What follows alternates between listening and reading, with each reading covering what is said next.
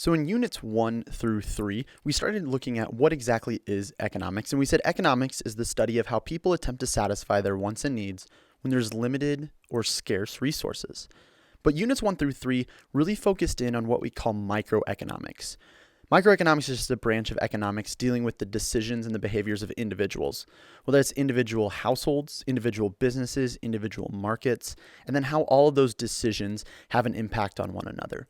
But units 4 through 6 are going to focus instead on a branch of economics known as macroeconomics. Macroeconomics deals instead with the total economy, or what we call the aggregate economy. So sort of a textbook definition of macroeconomics is just that it's the study of the structure and performance of national economies and of the policies that governments use to try to affect economic performance. Now we're going to really focus in on this part that says the performance of national economies. Because how exactly do we measure the performance of national economies? What we end up using is something known as economic indicators. Economic indicators are just any statistics that we use to try to understand how our economy is doing or understand some future trends within our economy as well. Now, there are tons of different indicators that we could use, but we're really going to focus in on the big three. We're going to look at gross domestic product, inflation, and unemployment. And so those are going to be the three economic indicators that we really focus in on during the Unit 4. So what exactly is gross domestic product? This might be something that some of you are familiar with, but we're again going to kind of take a textbook definition of gross domestic product. But with it, there's 4 key parts of gross domestic product that we really want to focus on. So gross domestic product is the total market value of all final goods and services produced within a country's borders during a 12-month period. So GDP is really just trying to answer the question is, how productive were we this year as a country? And so we focus in typically on a 12-month period. We like to measure things in the span of a year, and we want to focus in on just that country. And so that's why we say it's anything produced within the country's borders. Also, it has to be all final goods and services. We'll talk about that more a little bit later on. But we do that by taking the total market value of them, or just what is the selling price. And so we end up finding that GDP is really the main indicator that we use to understand how an economy or how a country is doing. But gross domestic product is really just trying to say, all right, how much money worth of stuff did we make this year? And so if we take the last available year of data for the United States, let's look back at 2019. What was the United States' GDP in 2019? Well, their GDP was 21 trillion 427 billion 100 million. So what exactly does that mean? Well, that means that the United States produced $21.427 trillion worth of goods and services within the borders of the United States during 2019. So in order to measure gross domestic product, we're going to kind of take this formula. This formula just says that GDP is going to be equal to C plus I plus G plus X minus M. Okay, well, what exactly does that mean? Well, we'll break down exactly what each of those letters mean more here in a second, but I want to focus on 2 parts quickly. This X minus M, just so you guys know, you also might see this written as NX for net exports, or sometimes written as X subscript N, because we're just trying to look at what is our exports minus our imports. And then GDP off the left side, you could also see that sometimes written as a capital letter Y or just as our output, because remember, GDP represents everything that we make. So it's all of the output within the country. But this C plus I plus G plus X minus M is actually this approach that we take to GDP known as the expenditure approach. So when we try to understand what is included in our GDP, we want to say, all right, well, what did we spend money on this year? Because obviously, however much money we spent is probably going to be equal to the amount of money worth of stuff that we produced. And so that's what our GDP does with the expenditure approach is we try to say, all right, how much money did we spend? Because that's going to be equal to how much money's worth of stuff we made. So as we look at this, we're going to use the data from 2019 once again, and we've pulled the data here from the Bureau of Economic Analysis for 2019. And again, as you can see up in the top left, we already established our gross domestic product was $21.427 trillion. Now, of that $21.427 trillion, we're going to see that a big amount of it, just over 2/3, was spent on consumer spending. So 68% of our GDP in 2019 was consumer spending. What that just means is it was any spending that was done by households, by people like you and me on goods and services. Now, one thing I want to make note of it is it includes goods, it includes services, as you can see there to the left. But one thing it does not include is spending on new houses. That's going to come up in our next category. But again, we can see that $14 trillion, just over $14 trillion worth of stuff was bought by consumers in the year 2019. Now, the next category we're going to see is something we call investment. You can also just kind of think about this as business spending. And this made up 17.5% of our GDP in 2019. So this is, again, just any purchases of goods or services that are going to be used in the future production of goods and services. And so what does this include? Well, it includes capital goods, which are like the equipment that we use in order to make stuff. It also includes intellectual property products, the IPP right there. We can also see that it includes structures. Structures is like any factories or office buildings that we have. And it also includes inventories. And what we mean by inventories is that maybe we made something in 2018, but we didn't sell it in 2018. Therefore, we have to carry that over into 2019, and we do that right there with the inventories. And we reconcile that every year based on things that maybe were in our inventory from the previous year that we didn't sell, or things that we produce in this current year, but we end up don't selling in the current year either. Now that structures portion, this is one thing I want to note from above as well, is that this structures includes non-residential structures, so like those factories and office buildings that we were talking about.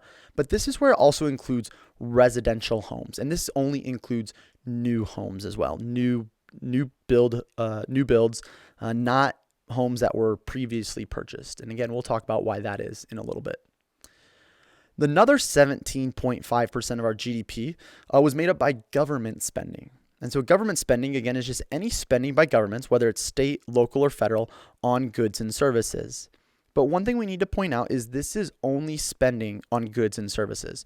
It does not include transfer payments. So things like Social Security are considered a transfer payment because really all we're doing is we're shifting money around. We're not actually purchasing any new goods or new services. We're just moving the money from one place to another. And so maybe some of you are aware that the United States federal budget is typically around about $4 trillion. But if you notice, the federal spending on goods and services was only $1.4 trillion. Well, that's because the vast majority of the budget of that $4 trillion the government typically spends is transfer payments, and we don't include that in our GDP.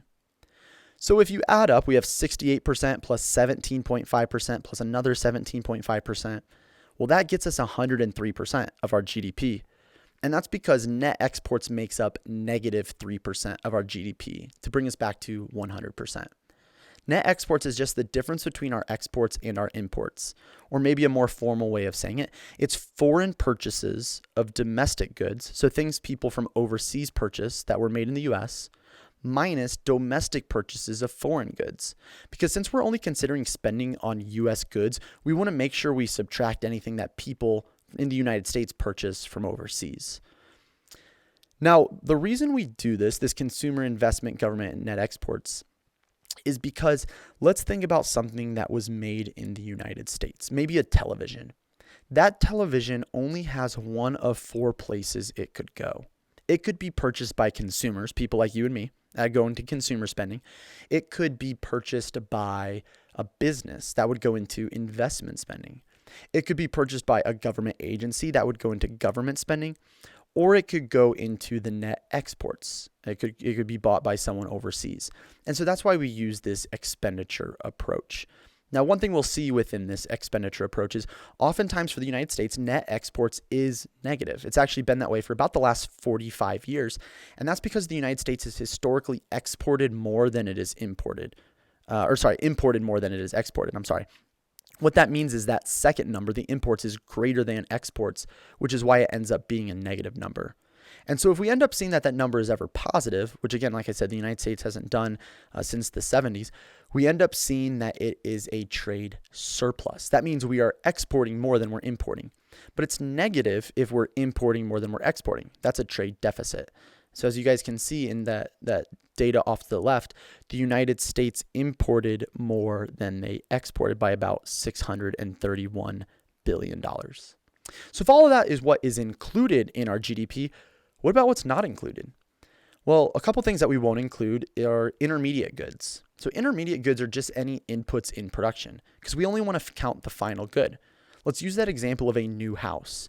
When you build a new house, you buy all sorts of stuff like the wood, the shingles, the siding, all of those things. However, whenever you buy the final house, when it's all done, that final price reflects all the wood, all the shingles, all the siding, and everything else. And so we don't count the inputs in production whenever they're purchased, maybe by the builder, maybe they're bought from some construction company. Whenever they buy those inputs, we don't count it then and then count again with the final house. That'd be double counting it. So we only want to count the final good. We don't count the purchases of the inputs along the way. We also don't include secondhand sales. This is just any used item because we've already counted it into the GDP once. We counted it whenever it was purchased for the first time. So maybe somebody buys a brand new car in 2015, we count it into the 2015 GDP, but then maybe they sell that car in 2020. And when they sell that car in 2020, we wouldn't count it again because we already counted it once. We counted it when it was a brand new car. And if we counted it again when they resold it in 2020, that would be double counting that good. This is also true for anything you might buy from a friend, anything off of Facebook Marketplace, anything you buy off of Craigslist. Those are secondhand sales, and so we wouldn't include those. We also don't include non-market transactions. This is work that people aren't getting paid for. So maybe your parents just make you mow the lawn. That's your duty around the house. Well, guess what? Maybe you're not getting paid for that, right? And that's work that's being done, but we're not including it. One big argument too is for work that's done by stay-at-home moms. Stay-at-home parents are doing work for their family, but they're not getting compensated for it. And so that's sometimes considered a non-market transaction because we don't count that into our GDP.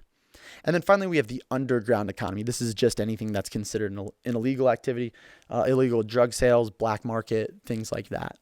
A fifth item we could include on here is something we had mentioned in the slide before, and that's those government transfer payments. We do not include those.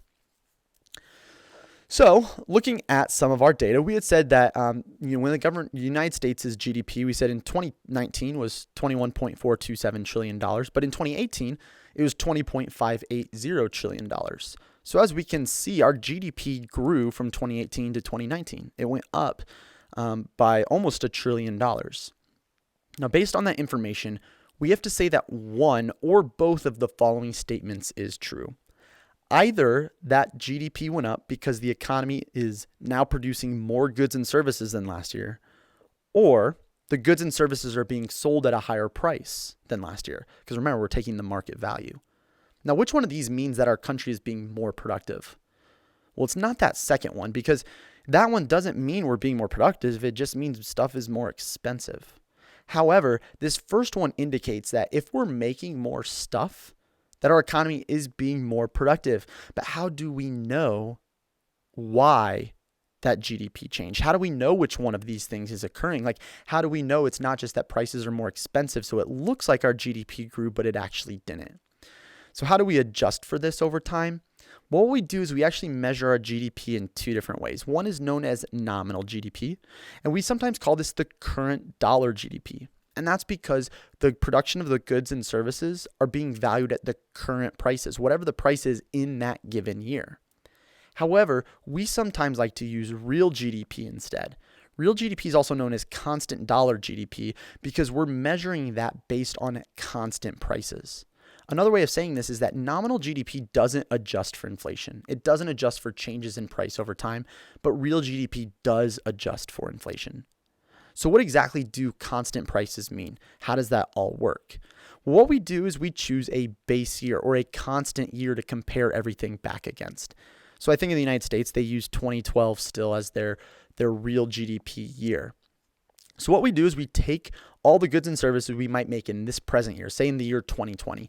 We take all the goods and services we make in 2020. However, we use the prices of those goods back in 2012. Because then we can actually compare from year to year to year how the amount of the goods we produce changed, not the prices.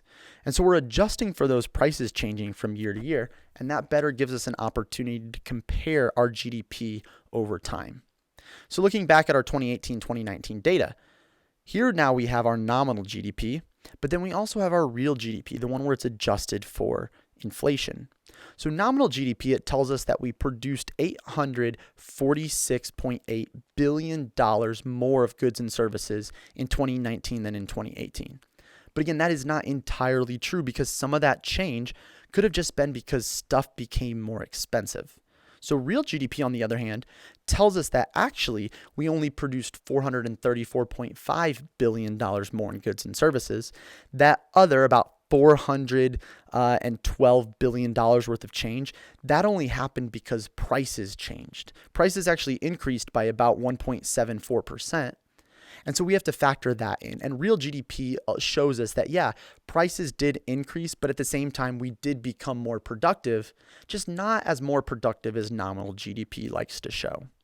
And so we typically use real GDP because that gives us a better picture of being able to compare one year to the next to the next. But how exactly do we observe these changes in GDP over time? Well, we do this through something known as the business cycle. And the business cycle just shows us the ups and downs of GDP. So maybe it looks a little something like this. Let's kind of break down what this business cycle is representing. If you notice along our x-axis there, we have time, so we're just moving along time. And along our y-axis, we have our real GDP. And so that means over time, our real GDP is going up and down and up and down and up and down. But let's break this graph up a little bit into some sections, specifically either at the high points or the low points of the graph. I want to draw your attention to these sections first. If you notice in these sections, what can we say is happening to our real GDP? Well, in these sections, our real GDP is increasing. We like to call that a time of expansion, a time of growth. Anytime our real GDP is going up, that is a time of expansion. But what about these other times, wherever we see that our GDP is going down? Well, that's a time of contraction. Our GDP, our economy is shrinking, right? So expansion, our GDP is going up. Contraction, our GDP is going down. Now, we also, at those high points where we flip from going from expansion to contraction, we refer to those as peaks. A peak is just a time where we see that our GDP is stopping its increasing and it's starting to decrease. And on the other side, you can see kind of in between the peaks, we have our troughs. So a trough is just whenever our real GDP stops decreasing and it starts increasing. It starts going the other direction. And so as you know, with what recently happened in 2020 with the coronavirus and the economic impact there, we saw that a contraction happen. Our GDP started to shrink. But then after that, we start to see an expansion of our economy. So at some point, we hit a trough. We hit that bottom point where our GDP stopped decreasing and it started to instead increase. Now, one thing you might notice is over time that the peaks get a little bit higher each time and the troughs get less low each time, but it's kind of hard to see this with the waviness. And so what we like to do is we like to draw this line that we sometimes refer to as a growth path. And the growth path shows us the average GDP growth over time. And by looking at that line, we can see that it's kind of the average. And the average shows us that, hey, even despite all these ups and downs, we still have positive growth over time. So finally, what causes these changes of the business cycle? We're going to look at 5 really quick. One is just external shocks. Sometimes there's things that are happening outside of our economy that have an impact on our GDP. So for example, what was going on in the Middle East in the mid 2000s, that wasn't happening within our economy, but it was impacting our economy as we saw gas prices and oil prices rising. Sometimes changes in investment causes expansions or contractions in the economy. If businesses start to invest more, that expands our economy and it grows it. If they stop investing, it causes our economy to shrink. It could lead to a recession. 2 different actions of the government can actually lead to changes. One is known as monetary policy. One is known as fiscal policy. Monetary policy is whenever we end up seeing changes of inflation rates that either cause people to invest more or invest less. And that'll cause changes in how our economy grows or how it shrinks. And then we also see fiscal policy. Fiscal policy is just any changes to either government spending or taxation that then has an impact on the economy. And that might happen because as taxes go up, you and I spend less money because we have to pay more in taxes.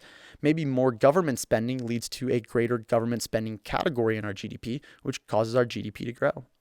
And finally, the last one is speculation. Speculation is just people guessing what they think could happen, like we saw with the dot-com bubble in the early 2000s. And sometimes these bubbles can cause rapid expansion, but then rapid contraction as well. And so these 5 kind of are what cause that up and down of our GDP or those fluctuations in GDP over time.